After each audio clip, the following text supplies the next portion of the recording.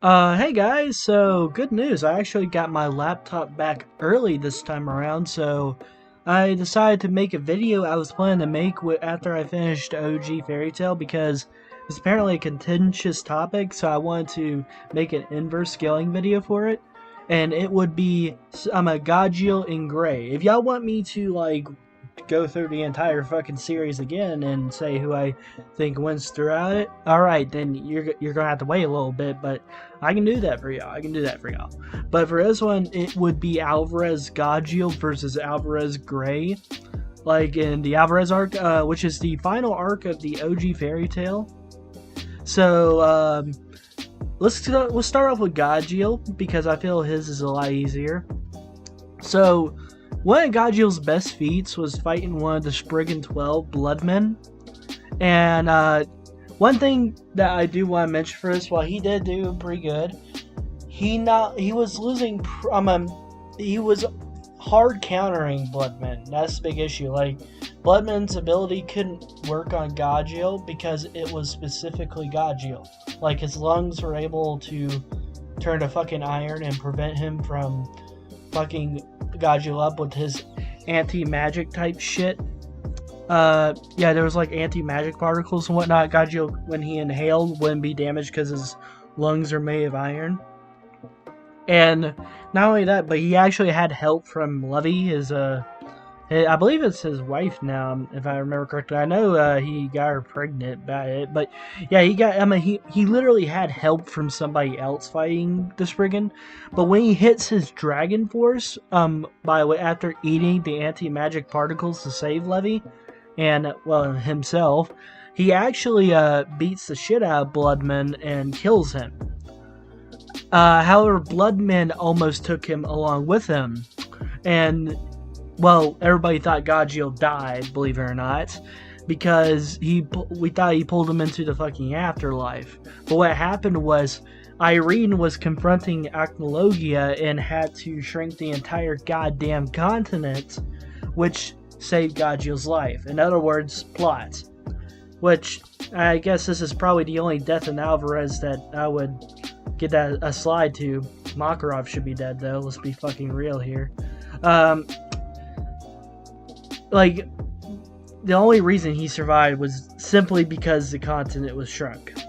And this was his best feat in the entire arc. We're not going to mention Acnologia because Gajeel was, along with everybody else, including Natsu, post Flames of Emotion fighting Fairy Heart Zeref, was also losing to the Acnologia. And, like, there was no feats of them doing anything to him. Like, Natsu literally had to get amped. So, which means we have to move on to Gray here.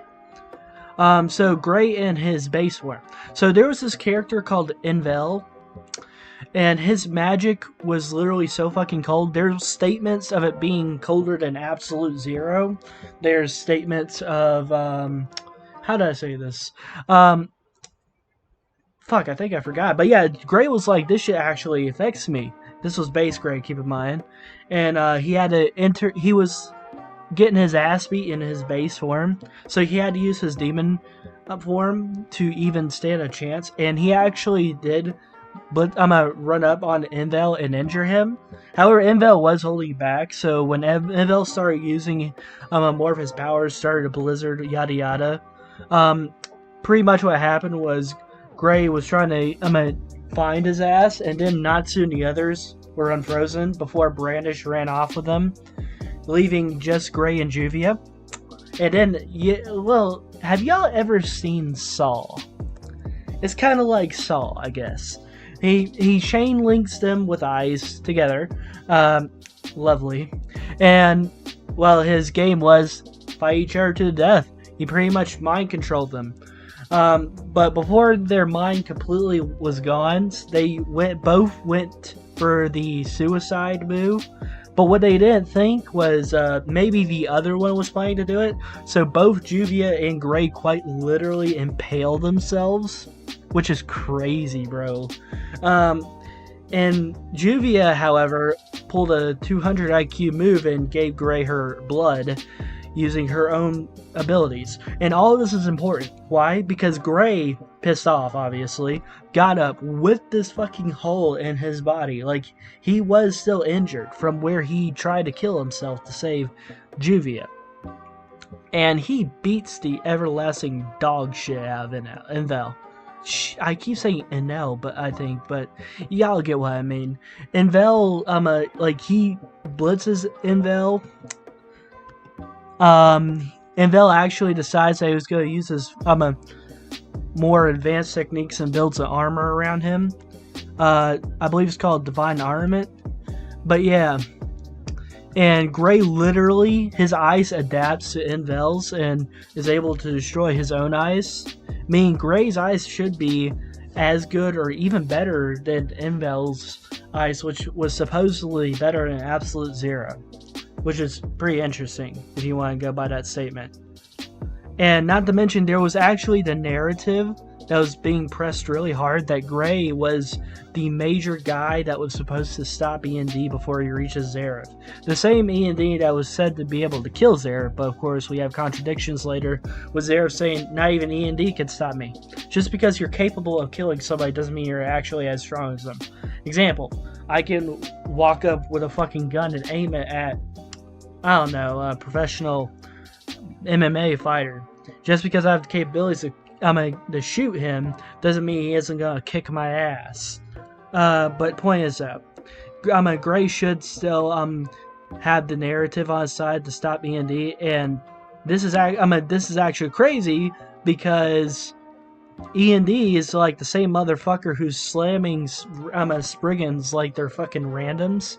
Like, one bitch literally stopped time and just got fucking destroyed because not only could Natsu like burn the concept of time in his fight with Xerath, but Natsu apparently has abilities, as said in the manga, that like completely counters time stops as END. And sorry, I heard something outside, but yeah. So yeah. Pretty much, Gray was actually fighting on par with END Natsu. Some people try to say this isn't the END that was meant to kill Xerath, but even then we can tell that this version of END is far stronger than Bloodman or Gajeel. And honestly, even Envel is stronger than Bloodman in my opinion. Like, Absolute Zero fucking ice, he has like so many hacks that he can use. Both Natsu and Gray were able to straight up low diff Spriggan, like mid tiers for the Spriggan, not like high tiers like August, but people like Gajeel, Brandish, they're like low tiers, and like Envel and what's his face? God damn it, I am really bad with these names, because like this is still like fresh on my mind. Keep in mind. But yeah, Bloodman is nowhere near as strong as Envel, nor is he as strong as Gray, so Gray slams. That's pretty much about it. Some people say Gajeel slams, and their reasoning is utter dog shit. So many people hate Gray for, and that's like blinds them. I've literally seen posts where people will say, yo, I just want to say this right now, this scaling makes me seem crazy because I hate Gray, and that's like literally all I needed to see. Of course, I liked the post and stuff, but I moved on after that because I'm not about to waste my time on someone who quite literally admits their bias, and their bias affects their scaling. Let me use an example. In one of my videos with Jorno and Yuha Baha, I actually like Jorno. I do not like Yuha. Yeah, I still had Yuha win. Therefore, my own bias and disliking Yuha does not affect me power scaling him. If you are power scaling and you have personal bias against someone and it affects your power scaling, then you're basically lying to whoever's watching, I guess. Which is not really something I appreciate, but go ahead, knock yourself out, buddy. By the way, I'm going to try to upload every week. I might throw in some funny videos every day or so. But other than that, peace, guys. Also for my gaming channel, y'all should check that out. But I will be uploading Batman more on there now.